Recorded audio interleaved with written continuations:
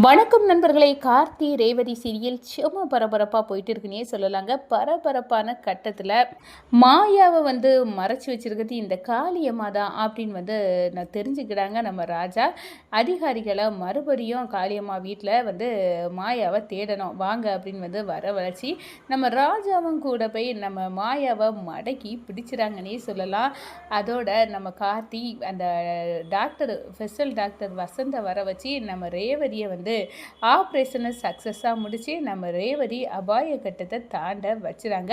அதை பற்றி தான் இந்த வீடியோக்குள்ளே பார்க்க போகிறோம். அதுக்கு முன்னாடி சேனலுக்கு லைக் அண்ட் சப்ஸ்கிரைப் பண்ணுங்கள் ஃப்ரெண்ட்ஸ். பக்கத்தில் இருக்க பெல் ஐக்கானையும் கிளிக் பண்ணுங்கள். அப்போ தான் நான் போடுற ஒவ்வொரு வீடியோவும் நோட்டிஃபிகேஷனாக உங்களுக்கு கிடைக்கும். வாங்க ஃப்ரெண்ட்ஸ் வீடியோக்குள்ளே போகலாம். ஃபஸ்ட்டு எடுத்த உடனே பார்த்தா ஒரு அதிரடியான பரபரப்பு கட்டை தான். நம்ம பரமேஸ்வரி பாட்டி பெண் சாமியாரை கோயிலில் சந்திக்கிறாங்க. அப்போ பரமேஸ்வரி பாட்டி, அம்மா நீங்கள் கண்டிப்பாக என் பேத்தி துப்பாக்கியால் குண்டப்பட்டு அடிபட்டு ஹாஸ்பிட்டலில் அவசர சிகிச்சையில் இருக்கா, அவள் குணமாகணும். நீங்கள் இந்த விபூதியை நீங்களே உங்கள் கையால் என் பேத்திக்கு பூசி விடணும் அப்படின்னு சொல்கிறாங்க. உடனே உங்கள் ஆசைப்படியே நான் வாரேன், உங்கள் பேத்தி குணமாவா அப்படின்னு ஹாஸ்பிட்டலுக்கு அந்த பெண் சாமியாரோட நம்ம மனசார வேண்டி நம்ம ரேவதியை பார்த்து நெத்தியில் அந்த விபூதியை பூசி விடுறாங்க. அடுத்ததாக பார்த்தா டாக்டர்ஸ் எல்லாரும் சொல்கிறாங்க, அந்த ஸ்பெஷல் டாக்டர் இதில் இவங்களுக்கு ரேவதிக்கு ஹார்ட் பக்கத்தில் தான் அந்த புல்லட் பாஞ்சிருக்கு. இது ஒரு அபாயகரமான சிச்சுவேஷன். இந்த புல்லட்டை ரிமூவ் பண்ணணும்னா அதில் ஸ்பெஷலிஸ்ட் அந்த வசந்த் டாக்டர் தான். அவரை நாங்கள் தொடர்பு கொண்டால் அவர் ஒரு சென்னையில் பேய் ஒரு பிளேட் ஏறி யூஎஸ்ஏக்கு அவர் போக போகிறாரு.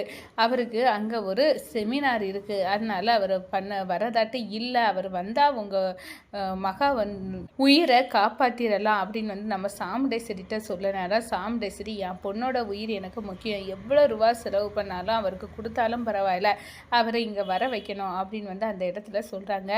டாக்டர்கிட்ட அந்த டாக்டரோட வீடு எங்கே இருக்குது அப்படின்னு கேட்டு, நான் அங்கே போய் அந்த டாக்டரை இங்கே வர வைக்கிறேன் அப்படின்னு நம்ம ராஜா வாங்கிக்கிட்டு போகிறாங்க. அந்த அட்ரஸை கண்டுபிடிச்சி டாக்டரை சந்திக்கிறாங்க. என் மனைவி அபாயகரமான சிச்சுவேஷனில் ஹாஸ்பிட்டலில் இருக்கா, உங்களால் தான் அவளை க்யூர் பண்ண முடியும், அவள் உயிர் சொல்ல போனால் உங்கள் கையில் தான் இருக்குது, தயவு செய்து டாக்டர் நீங்கள் செமினாருக்கு போகிற தள்ளி வைக்க முடியுமா, என் மனைவி உயிரை நீங்கள் காப்பாற்றி தரணும் அப்படின்னு நம்ம ராஜா கேட்குறாங்க.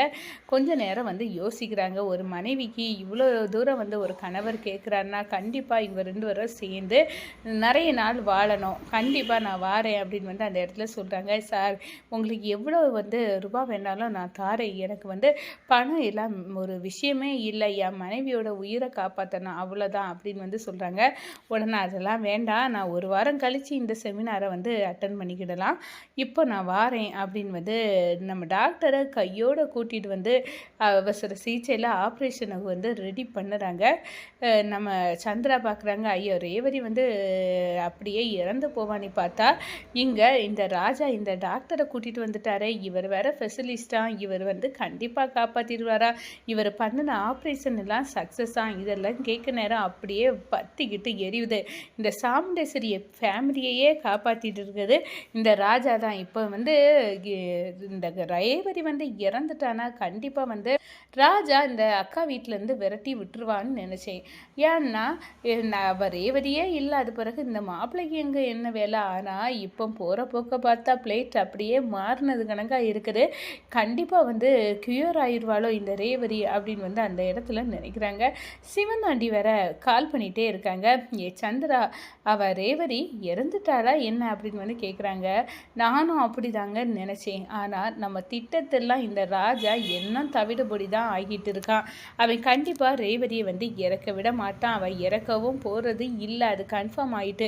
ஏதோ ஸ்பெஷல் டாக்டராக அவரை வர வச்சு அந்த ட்ரீட்மெண்ட் பண்ணுறாங்க. ஆப்ரேஷன் ரெடி ஆகி நடந்துட்டு இருக்கு அப்படின்னு அந்த இடத்துல சொல்கிறாங்க. அவர் பண்ணின ஆப்ரேஷன் எல்லாமே சக்ஸஸ் தானா, அதனால கண்டிப்பாக அவள் உயிர் பிழைக்க வாய்ப்பு இருக்குது அப்படின்னு அந்த இடத்துல சொல்கிறாங்க. ஆப்ரேஷனும் நல்லபடியாக முடிஞ்சு ரிமூவ் பண்ணிடுறாங்க அந்த புல்லட்டை. அதோட நம்ம ராஜா சாமுண்டேஸ்வரி இவங்க கிட்ட எல்லாம் டாக்டர் சொல்கிறாங்க, அபாயகரமான சிச்சுவேஷன் சுச்சுவேஷன் கொஞ்சம் பாதி கடந்துட்டுன்னே சொல்லலாம். புல்லட்டை ரிமூவ் பண்ணியாச்சு.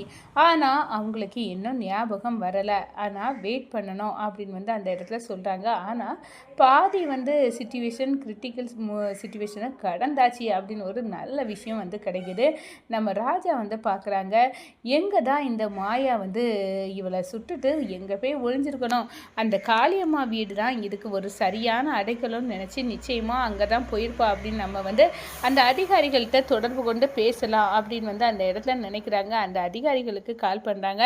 நீங்கள் வந்து காளியம்மா வீட்டை போய் பார்த்தீங்களா? ஆமாம், உங்கள் எதிரி வந்து காளியம்மான்னு தெரியும் சாமுண்டேஸ்வரிக்கு, அதனால தான் நாங்கள் காளியம்மா வீட்டை வந்து போய் பார்த்தோம். அங்கே ஆனால் மாயா இல்லை. நான் வாரேன், அவள் காளியம்மா தான் கண்டிப்பாக மறைச்சி வச்சுருக்கணும், நான் வாரேன் சார் அப்படின்னு வந்து சொல்லி நம்ம ராஜாவை களம் இறங்கி அதிகாரிகளோட போய் மாயாவை மடக்கி வந்து பிடிச்சிறாங்கன்னே சொல்லலாங்க. இந்த சைடு பார்த்தா நம்ம ராஜா வந்து ஹாஸ்பிட்டலுக்கு வந்து வராங்க. வந்து நம்ம ரேவதியை பார்க்கணும் அப்படின்னு வந்து அங்கே அனுமதி கேட்குறாங்க. சரி, அவங்க வந்து சுய நினைவு இன்னும் வரலை, ஆனால் நீங்கள் கண்டிப்பாக வந்து அவங்கள பார்க்கலாம் அப்படின்னு வந்து விடுறாங்க. நம்ம ரேவதிக்கு கையை அப்படியே பிடிச்சி, ரேவதி நான் வந்து உன் உயிரை காப்பாற்றியாச்சு, கண்டிப்பாக உனக்கு எதுவுமே ஆகாது, நீ நினச்சது மாதிரி நானும் நீனும் சேர்ந்து வாழலாம், நம்மளுக்கு ரெட்டை பிள்ளைகள் கண்டிப்பாக பிறக்கும் அப்படின்னு வந்து அந்த இடத்துல சொல்கிறாங்க.